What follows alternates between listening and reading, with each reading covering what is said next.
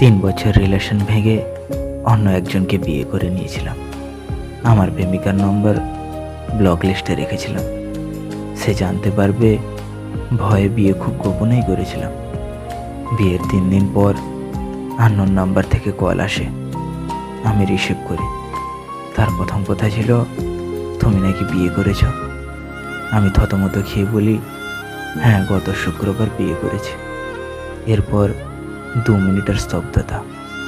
ব্যাস, এই যে ফোনটা কেটে দিয়েছিল, এরপর আর কখনো তার ফোন আসেনি, আর কখনো তার খোঁজও পাইনি।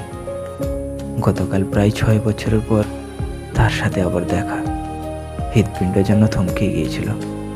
যদিও আগেরই মতো বোরখা পরেছিল সে, তবুও তার চোখ যে আমার খুব চেনা ছিল।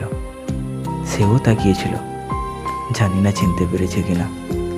হয়তো চিনেছে, কিন্তু পাত্তা দেওয়ার প্রয়োজন মনে করেনি।